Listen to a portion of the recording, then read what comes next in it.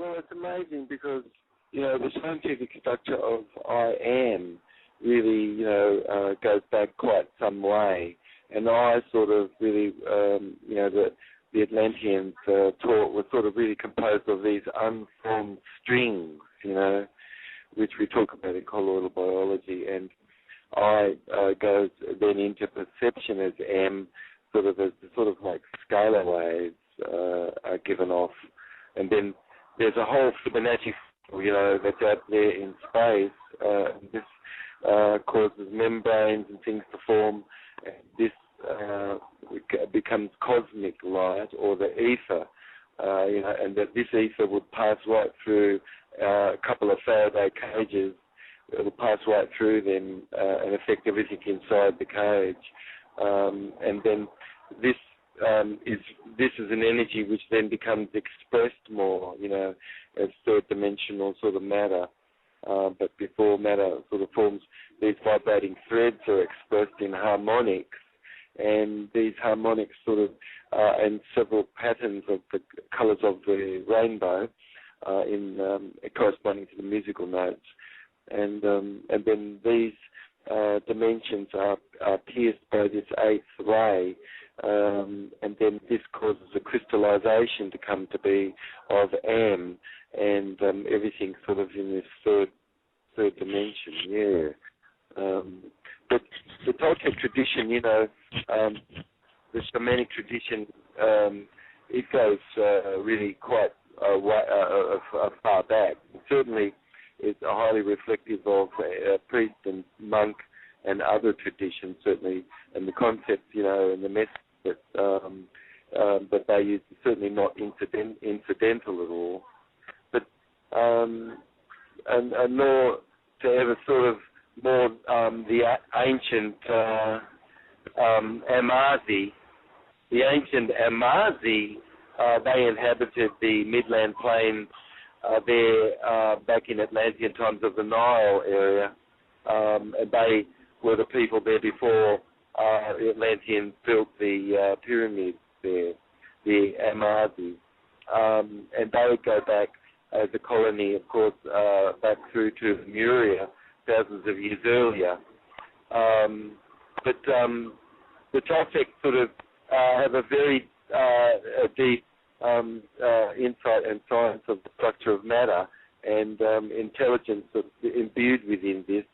And one could learn from this certainly. And the natives have an expression, Shilawashte, which means the level of water rising, or a great collective force, which is very deep inside and comes to be and called the hollow bones. They call this sort of hollow bones, which is directly translated into English.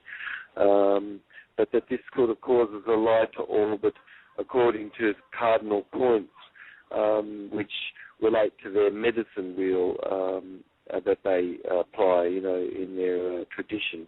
But that has actually sort of these 8 quadrants, and various sort of various parallels with quantum mechanics. I really is taught as an incurredness from an open space that's between the middle of a figure 8 figure, a figure 8 shape, and that there's existing within this is a neutral zone of nothingness, and all cosmic light sort of falls further into, and then this happens to be all around and in a graded sort of manner of harmonics, and this is sort of like a phased manner of transitions that occur as matter forms, making up matter, of course, that we can see. And that the Toltec teach that as everyone else's sort of mind is really sluggish, of course, this really is more the hour of the shaman. But we live in a binary solar system. We live in a binary solar system with the dog star Sirius, and then we certainly have the Nibiru crossing. And so no matter how fast light sort of actually moves, this is a constant, that's relative to our perception. Because if somebody's traveling already at half the speed of light and then they turn a flashlight on, is their light going half the speed ever more than what light actually travels? I mean, there's lots of problems with Einstein's conditions to it, but this is a constant that's relative more, if we can understand this, to our human visual perception involving resonance. And, of course, a plane traveling at 35,000 feet could be connected to a window pane, and it's connected to the window pane because it's connected to the window pane through resonance. And there's a constant, of course, that's relative to our perception and our ability to perceive, involving this involves resonance, our ability of an effect of resonance. But if perception was really only time and distance, human neurology certainly could detect what's visible. Certainly, we could be talking about, but not what's invisible. But what can be heard or felt, but not what really human neurology is necessarily incapable of perceiving, except through certainly eye awareness. But scientific structure of eye, it starts out as it is composed of these unformed strings in colloidal biology, and as AM comes to be, you've got these scalar waves that are given off that cause molecules to aggregate, fuse, and then differentiate, into life. And then you've got a mutual lived assistance of life forms living together in one union as a body, just like a swarm of fish or a body of algae. And then the body of the whole algae functions as the body of the algae. And then every single cell is part of that one body of algae, But it is amazing if we could think about this, but of course mold is very old and certainly does survive out of space, and certainly could you say that this life form could have many life pass through itself, you see. Yeah. But the body in colloidal biology certainly is tuned to produce harmonic waves, wave transform that according to its uniform sort of dimension, as we're talking about as far as perception of light is concerned.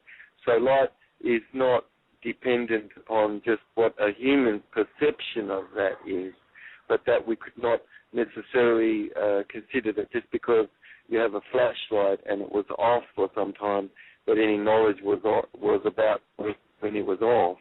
But then if consciousness is the flashlight and it's turned on, it could have not any knowledge necessarily when it was turned off, and then if it's like a flashlight, it could have knowledge where the light is, where the flashlight is shining, but not really where the flashlight isn't.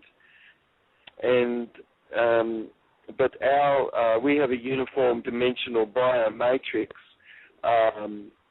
that allows us to be able to perceive things in the third dimension, and then of course we have an apparatus within ourselves, of course, which is an expression of an awareness beyond our senses. But the red blood corpuscle is resonated to a really high spin frequency, and that's the highest spin frequency of anything in the body, and it happens as a result of the heart's percussion, and that travels through the blood vessels of the body as an energy that's sort of really equivalent to the mass harmonic of the heart's center light field, which is also imbued biophotonically as a property in the red blood corpuscle and in the blood as an organ. And then there's this geometric structure, certainly in nature, the heart has 4 chambers, and that they combine into a donut. When the blood goes through, the plasma body is combined into a donut-shaped torus, and an anti-gravity field exists within this, and that levitates the red blood corpuscle so that it has its maximal surface area energized. And scalar wave is incurred during this moment, of course, and radio wave has its effect that has a longitudinal wave interference effect on the matter the blood is composed of, for instance, and without any noticed radiation change, and such harmonics sort of create a dimpling and expanding and contracting of the fabric of space that all falls into, and as the body is within, it's like a Schumann frequency resonance, these longitudinal forces flow best, and this occurs as a result, of course, the shoulders being relaxed and the hemispheres being more in synchronization with each other. But as space is expanded, a straw could easily have become embedded or into steel or glass of this space, and this really sort of more is the consciousness of the shaman. But we're talking about gravity and gravitons, and that emotion of love is an expression of the physics of graviton, but you fall in, certainly, which is gravity in love or out. People have these expressions. You move, people are moving forward in whole brain patterning, and what care there is with this within, and this is the word, or it could have been more amygdala tegmentum function, and everything was away, and care was outside more, and that are words involved more. These are words involving the vestibular system, Lukey. And they engage whole body movement, these words, in, forward, back, up, down, on, and then any words which are relating in our sense to being accelerated, or a whole body movement, or turning, or any spatial relation of whole body to gravity. And then words like you, go, get, have, do, feel is sort of more proprioceptive. And then all these senses feed into the vestibular sense. But the vestibular sense is the sense itself, and learning how to navigate in the world. It behooves everyone to be understanding much more about the vestibular sense, which is something which we could have a program about itself.